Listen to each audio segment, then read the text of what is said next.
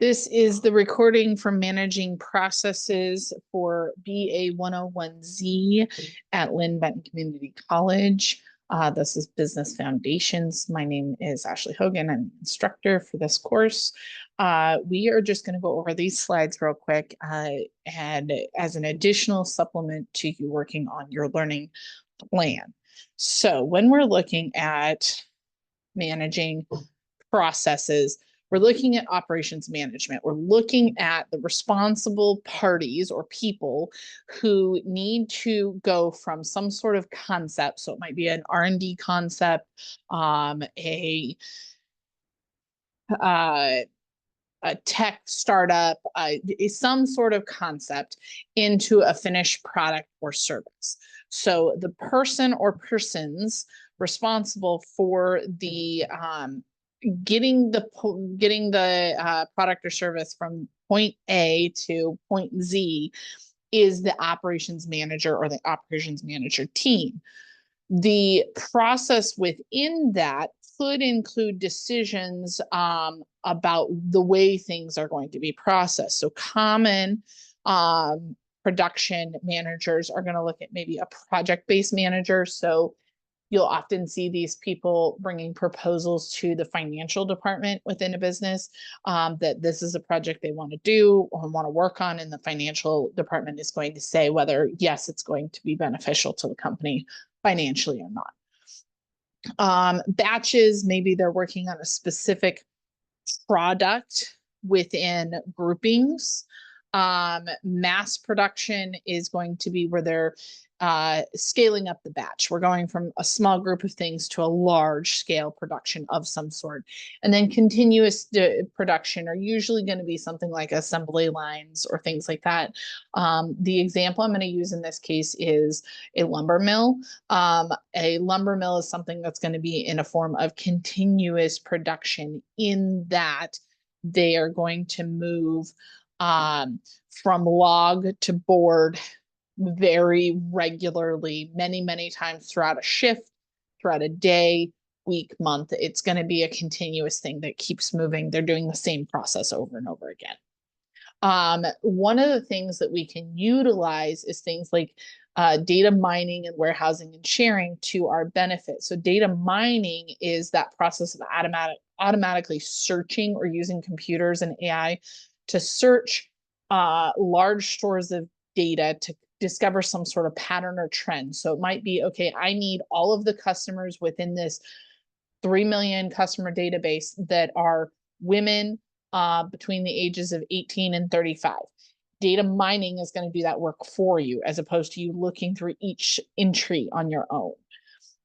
Data warehousing is the storage of that large amount of data. And then data sharing is the ability to, say, take that and then apply it in multiple facets. And it could be multiple facets within the same company. It could be, hey, the reason that we have a bunch of disclaimers that say we're not going to share your data is because data banks or warehouses were being utilized, and then that data was being shared to be put on mailing lists and stuff like that. So it can be good and bad, but this is some of the technology that we can use to make our lives easier when we're working through things, even though as consumers, we need to be a little more cautious of it. When we're looking at production planning, we're looking at all the facets that go around how are we going to produce this thing. So it's going to be manufactured. So we're going to need to figure out things like, where are we going to put a facility? It would be silly to put a facility for producing lumber in the middle of a desert, for example. We need to be in a deciduous forest or close to a deciduous forest where we're harvesting, right? Because we're not moving the logs from the forest as far if we're close to where the raw materials are at. How are we going to organize this facility? Are we going to, again, with that idea of the assembly line, are we going to move it from point A, where the logs are dropped off, through to the barker, through to the next pieces, through to the other side of the mill and plant where the lumber yard is, where finished manufactured lumber is, and maybe the shipping department is also over there. So physically, how are we organizing this facility? What materials are going to be needed? Not only do we need logs, but we also need big, huge band saws. We need planers. We need banders. We need skid steers and forklifts to be able to move the wood around. We need barkers. We need all of the things that go into it and all the things that go into the byproduct thereof. So a byproduct of a lumber mill is going to be bark dust and then shavings. And what are they doing with those? Because if bark dust sits in a pile for a long time, it can start fires, or you have to pay to get rid of it. Or can you create some sort of secondary market, like selling bark dust for landscaping or selling shavings to livestock owners that are going to use it for bedding, right? And then how are the various activities that go into the production process going to be scheduled? So that's going to be something like, are we figuring out, do we have enough warehouse space or lumber yard space to hold on to the items so we can only do 2 shifts a day instead of 3 shifts a day? What is our demand for the product economically? How often do we need to get wood out into the market? And how is that changing over time? So, with the fires down in California, the local mill to me sends most of their lumber to California.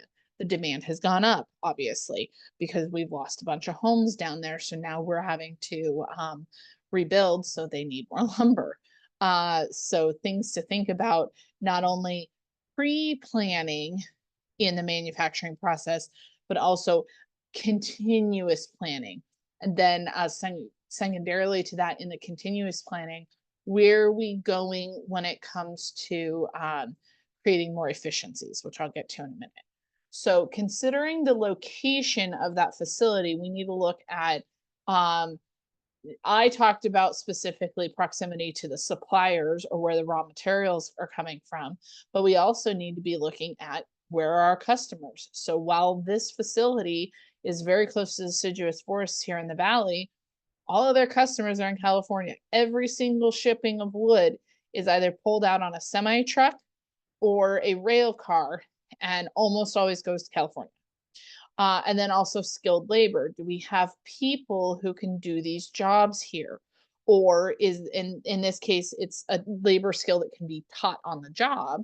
But if it's not, and we need more specialized skilled labor, where are we doing this? So for example, if this is a hospital that we're building, where is the hospital in relevant to doctors, as well as people getting us medicine and supplies, as well as customers, right? And patients.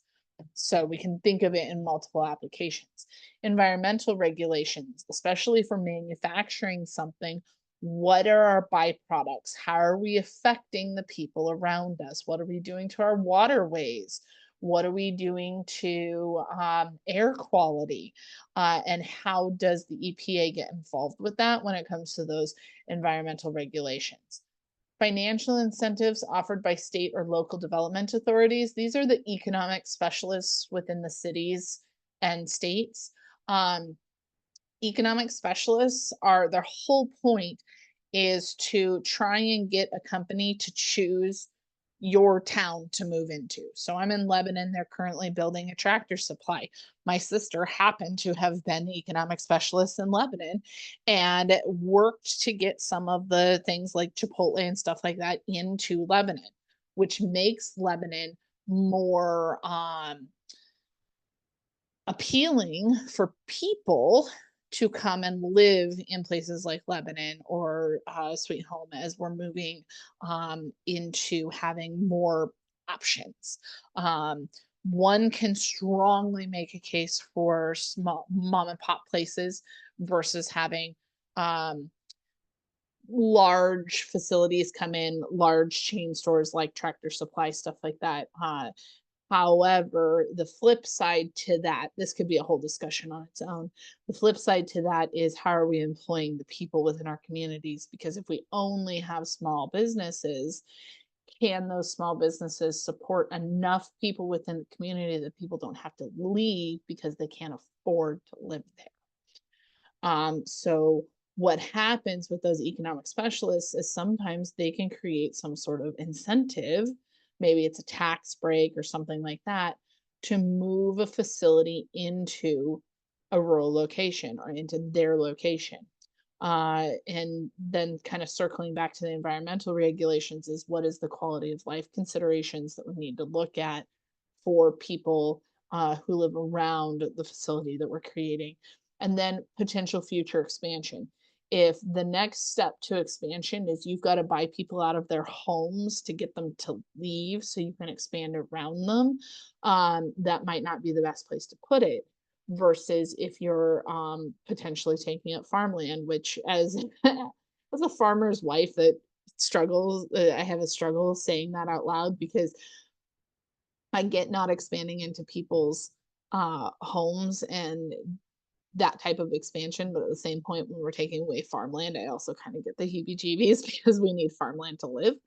But we need to look at what does that future expansion look like? Are we expanding on this particular site? Are we expanding in a different location? Are we expanding within the same state or different states? Are we expanding within the same country? What does that look like? So we're always looking at what could this look like? What's this future? How are we going to meet our goals? So for the facility layout, I did talk briefly about the lumber yard and how we can start at one end with logs and then go through the mill and come out the other side with lumber. But most of the time, we're going to look at the layout of the facility is going to be determined by what's being manufactured. How are we doing it? So if you go, if anybody's been to Tillamook, we go look at the cheese factory. Their factory does little wines. So if you're looking from the aerial view, it does this on their line. And the reason it does that is because they can fit more features within the same facility because it's a smaller product. But if we're doing lumber, we need a larger facility. If we're doing cars or tanks, we need an even larger facility, or planes.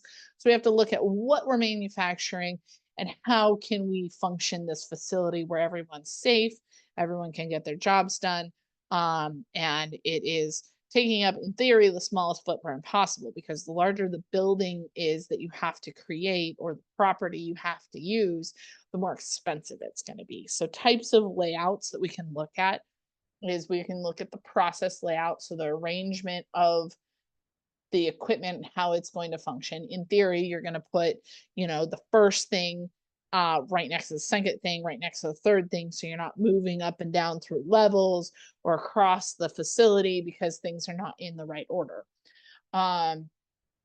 Production, this is the series of the workstations that are helping within these manufacturing facilities.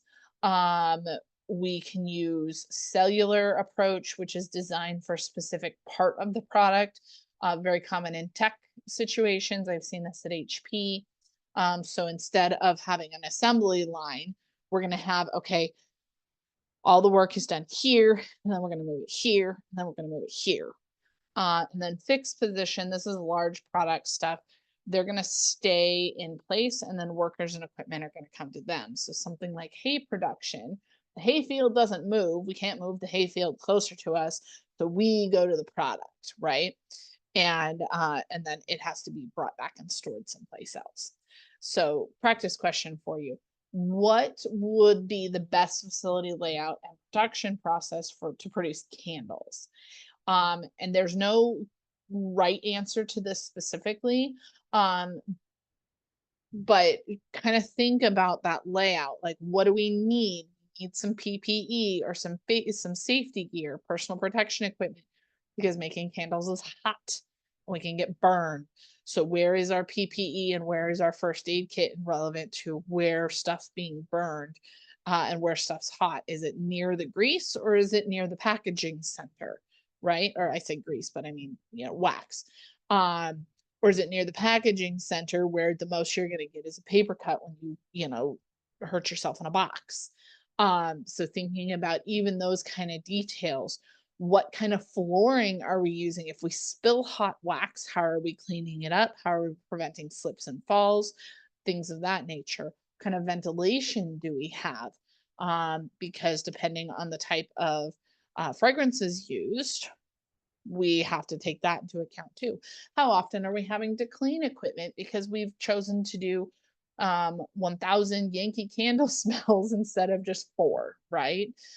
So we have to clean different equipment so the scents are not cross-contaminated, and or we have to have multiple workstations, one for each scent, depending on how often we're making them, right? So there's a lot to think about. And then do you have a person start at step 1 with creating the container and the wick, going all the way through to packaging, or does someone do the containers and wicks and the next person do the colorant and the wax and the fragrance and the next person do the curing and the next person do the packaging and the next person actually get it shipped out the door? Like, those are all things that can be thought about when we're looking at production. Okay, so material requirement planning. So when we're looking at the MRP, we're looking at the production planning, scheduling, and inventory control systems used to manage manufacturing processes specifically. So if we're going back to, say, Weyerhaeuser and the lumber, we're looking at what kind of reports do we have to know how much product is being sold by sales and replenishment? When does that product need to be out based upon our availability of trucks, barges, and rail cars?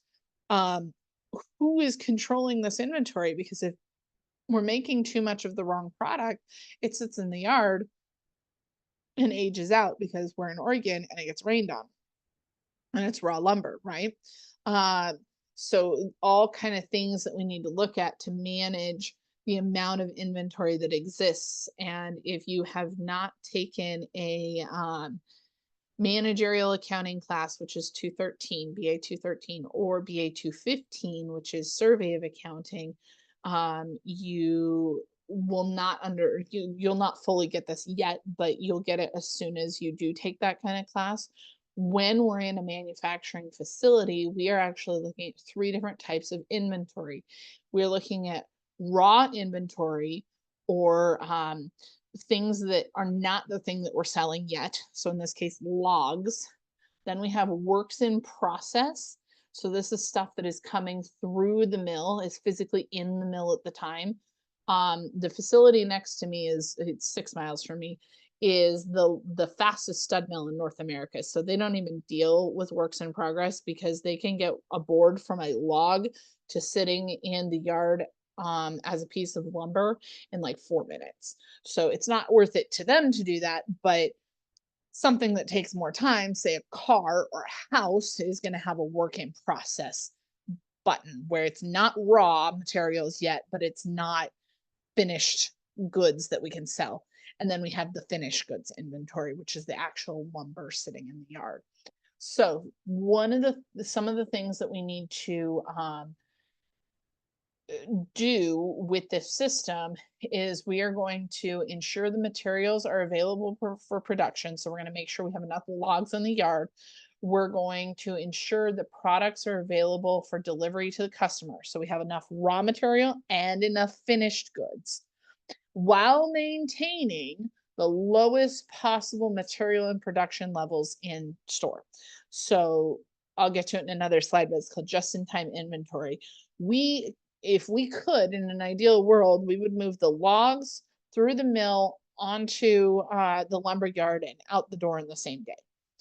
The more it has to sit, we're not maintaining the lowest possible set of materials necessary, which means we have money held up in inventory.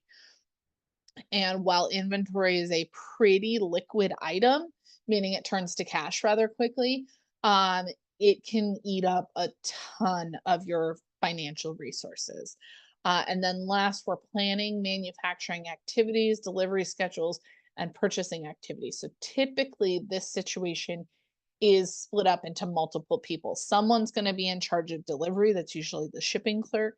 someone's going to be in charge of the manufacturing. That's going to be the operations manager.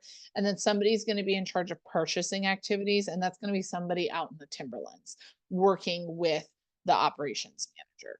So multiple people will kind of work together to finish this subject of material requirements planning within a manufacturing process.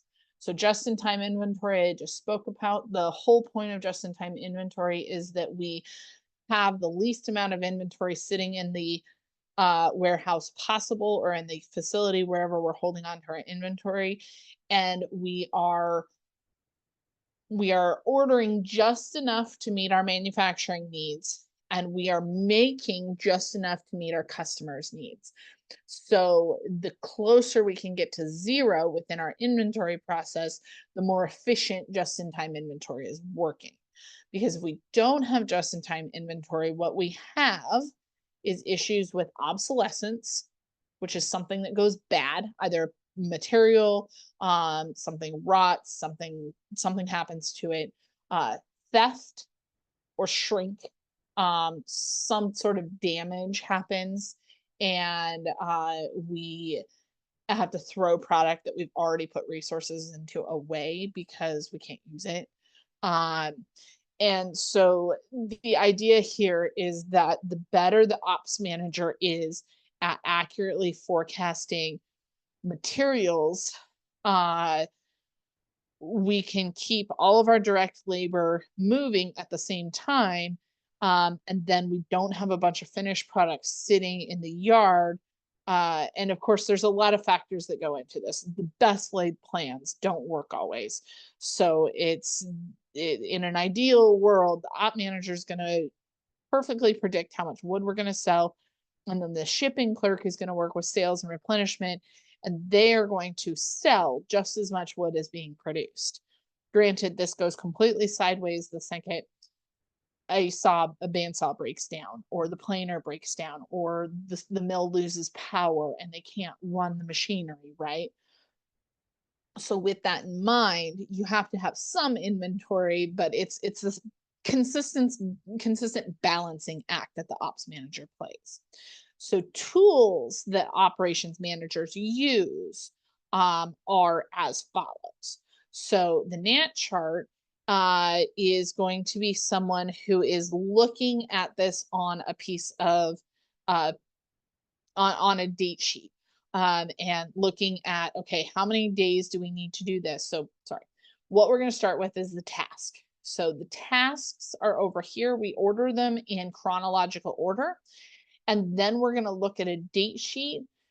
So a calendar to figure out, okay, at what point can each thing get done? And it looks like this particular business is closed on Sundays.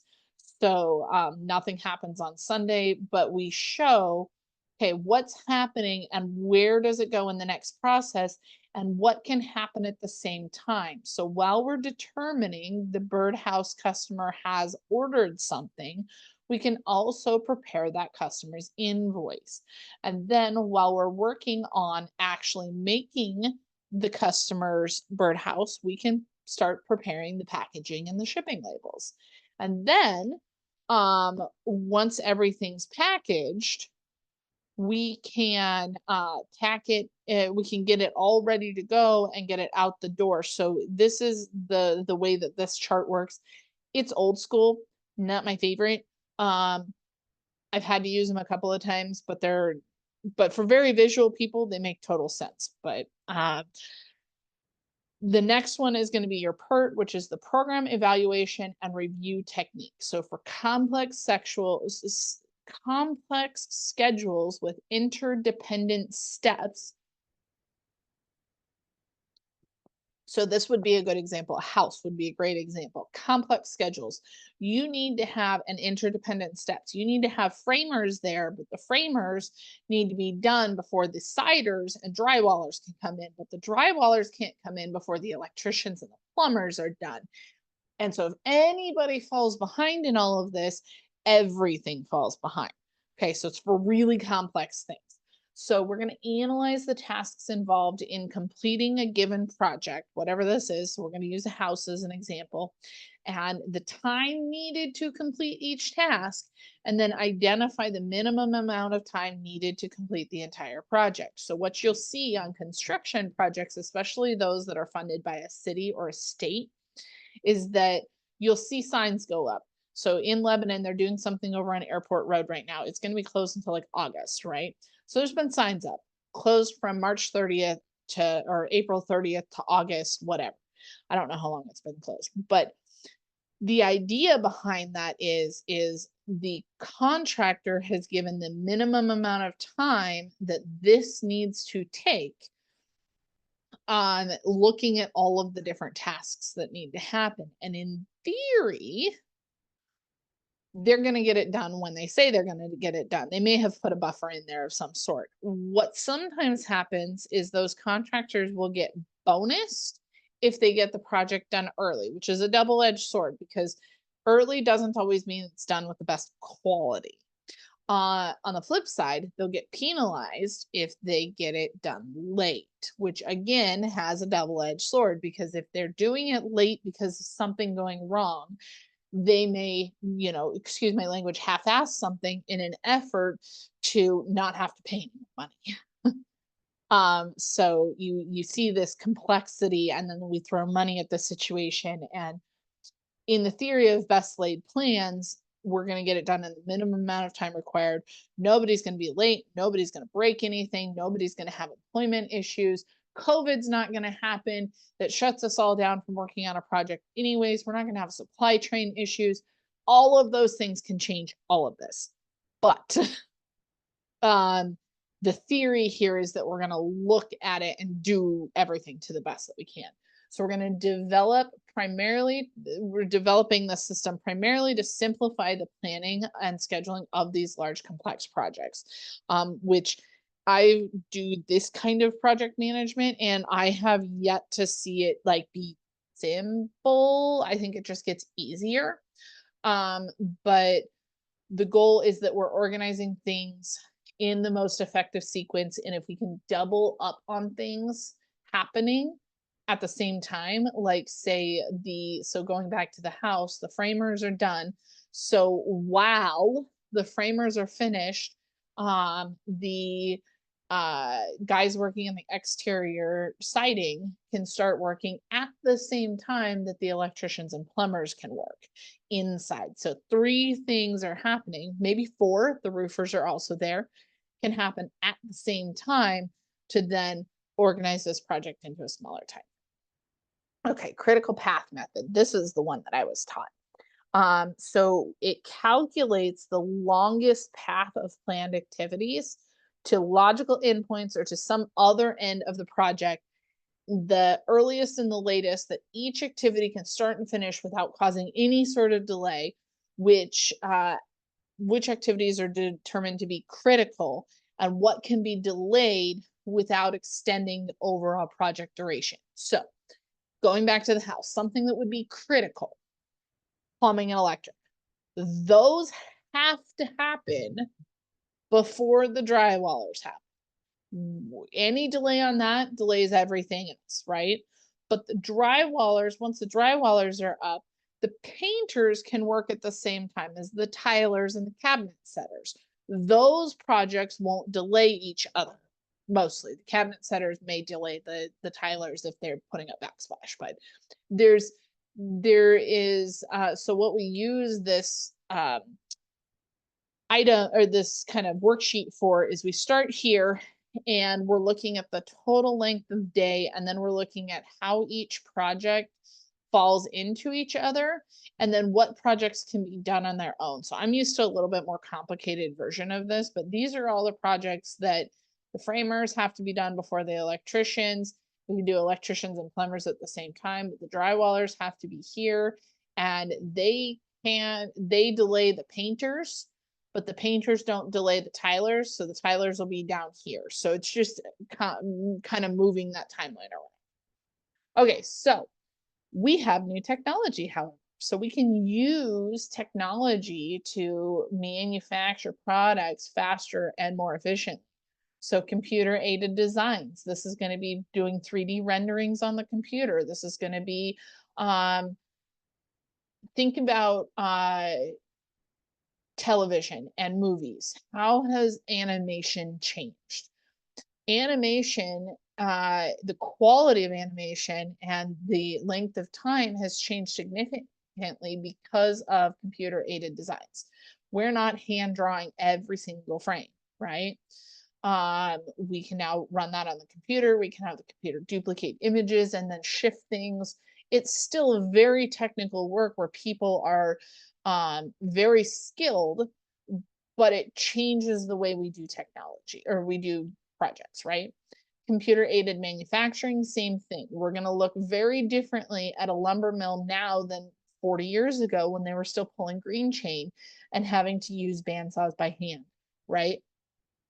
Very different manufacturing process. It gets the product out a lot faster. It's a lot safer for those working within that system. Computer integrated manufacturing, this is where we're going to do some combination thereof. We may have humans watching stuff, but we also have robots doing some of the work. Flexible manufacturing, this is, I'm going to throw this example into it, but this is also a computer aided manufacturing in my opinion. So now when a board or when a log goes into a lumber mill, a computer actually goes through, scans it and analyzes it, and then what it does is it can look at your production requirements as well, and it's going to cut and turn the board in such a way that it can create the most cuts possible, the most types of boards possible within the parameters of what you need to make in the first place. That would take hours of calculations if we were doing this all by hand, but the computer can do it with just a scan. It's very cool. If you ever have a chance to go tour a lumber mill, do it. And then 3D printing. 3D printing saves a lot of time when we're looking at the ability of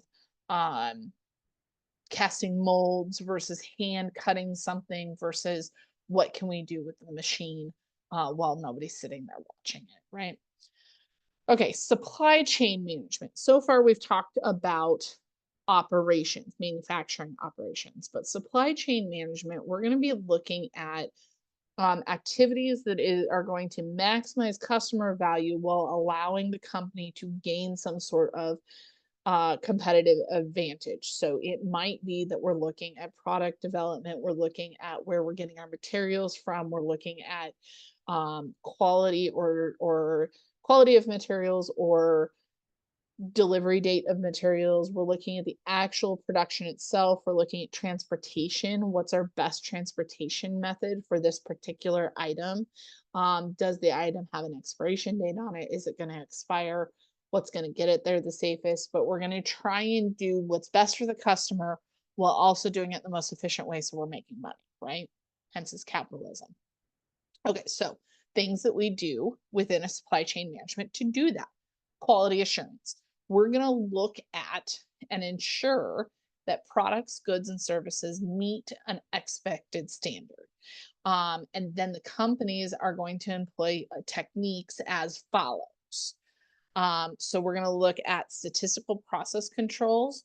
So these are CPSs. These are methods that we're going to use to look at the process in statistical or mathematical situations and either monitor or control the process. So the one thing I don't like about this is sometimes things math on paper that don't math in real life. I've seen a few ops managers specifically that have had an issue with, well, it works on paper.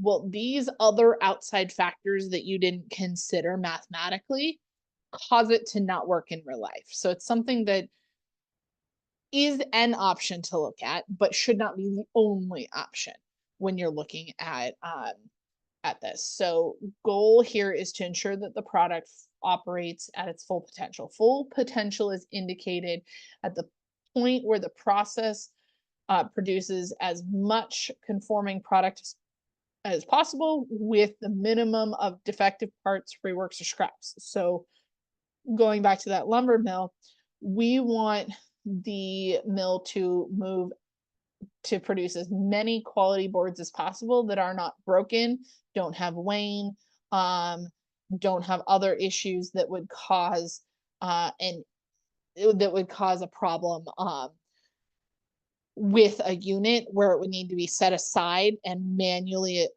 fixed. So maybe the board is twisted, maybe a board's cracked, maybe there's a bunch of wane, which is when the actual bark is area is still left on the board.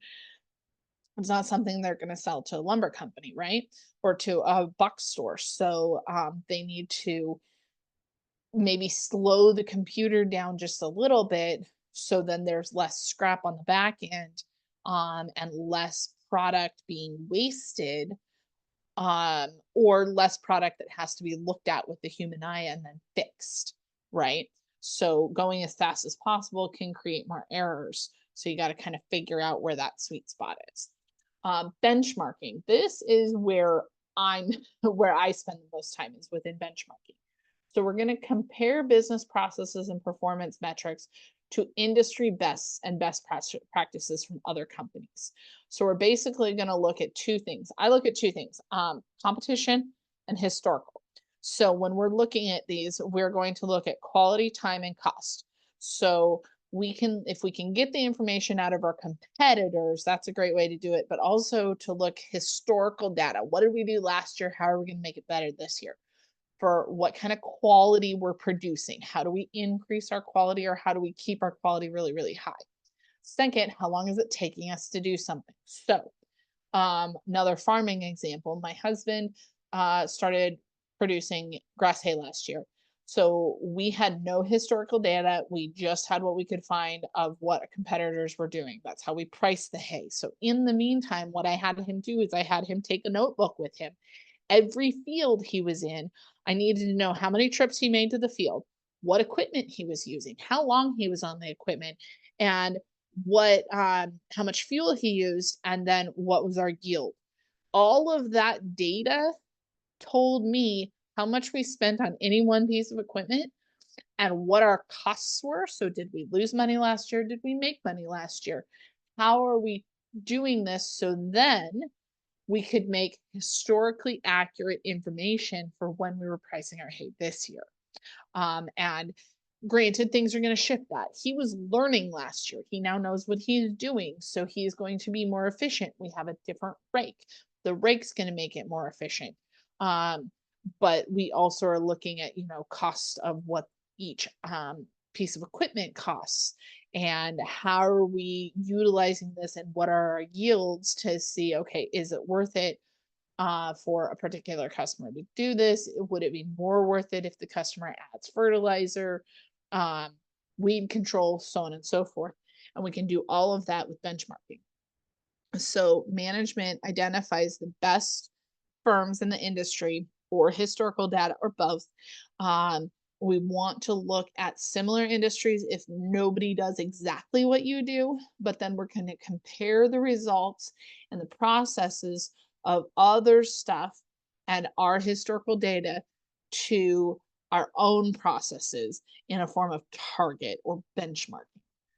So yeah, I don't really have anything to do that to increase that. Okay, lean manufacturing is another one that I constantly end up using throughout my career. When we're looking at lean manufacturing, we're focusing on eliminating waste from the manufacturing process by using the following things. One, we're continuously looking for ways to improve. Two, we're going to respect the people that are doing their job and know what they're doing. We are not going to try and swap out the person who costs $45 an hour, but can do it 4 times faster than the person who can do it for minimum wage, right? So we respect our people's expertise. Long-term approach to process improvement. We don't look at short-term gains because typically short-term means that we are making money or being more efficient in the beginning, and then in the long run, it ends up costing a lot. The right process always produces the right results. So SOPs is another thing I like in here, which are standard operating procedures. Instead of having one person who can do this one thing perfectly, and if that person's gone, the entire system shuts down, we have that person produce what we call a standard operating procedure. That way we can look at that procedure, whether it be a video um, or a written document, and know exactly what to do. Standard operating procedures, the best way I can explain them and how that they should be made is write or explain to a 6-year-old, 5-year-old in your life. It could be your sibling, your neighbor's kid, your cousin, someone. Find a 6-year-old and have them make a peanut butter and jelly sandwich from your explaining to them. That's how an SOP should be written. So when you're doing your standard operating procedures, you want them written in such a way that anyone would know, not because of an assumption, but because you've said it, that you need to take the tabby off the plastic bag before you take 2 pieces of bread out to then set on the counter and go get yourself a knife, close up that bread bag again, and really detail. Okay. So the idea there is that we're creating the right process and we're showing others how to do the right process so we get the expected result.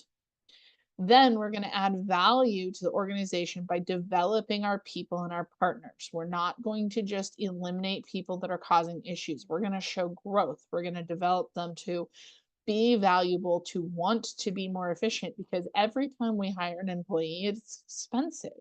We have to train them. So it is more worth it to continue to train someone who is coachable than to hire new people because you don't want to spend an extra dollar.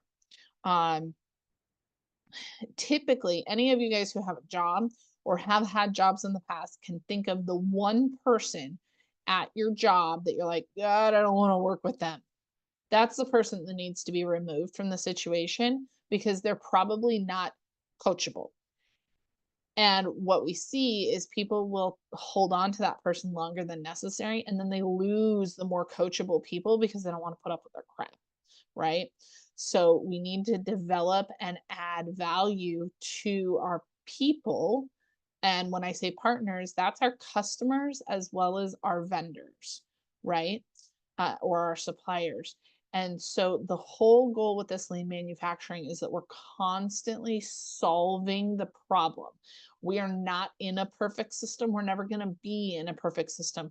So what can we do to make this system as perfect and as sustainable as possible? Okay.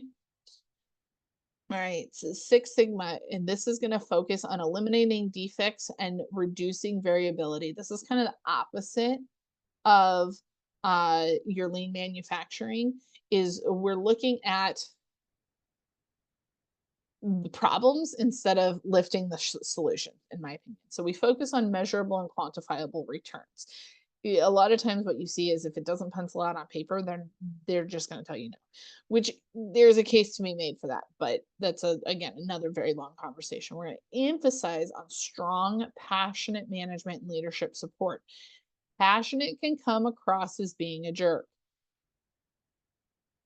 So what I see with this particular setup is I see people who are in a position of management and they're only looking at the financials, and then it becomes a problem because nobody wants to work with you. So passionate can cross that line if we're not super careful with what is our goal. If our goal is just money, it's going to fail. We have to have some other process there that makes people want to commit to what is happening, to the development of your product, to the selling of your product, to whatever it is you're doing beyond just money, right? So commitment to these sort of decisions is based on data and statistics when it comes to the Six Sigma. And it kind of bumps a little bit out of this lean manufacturing model where we're really focused on growth. So it's not wrong. It's just that I've seen it taken as so black and white And the second humans are involved, we're no longer just black and white, right? So, um, the last page here is your quick review. So pause me now and see if you can answer these questions. Okay, so now that you've not paused or you've unpaused, that's what I want. What is operations management? It's going to be the concepts to produce a product and service, the actual production oversight.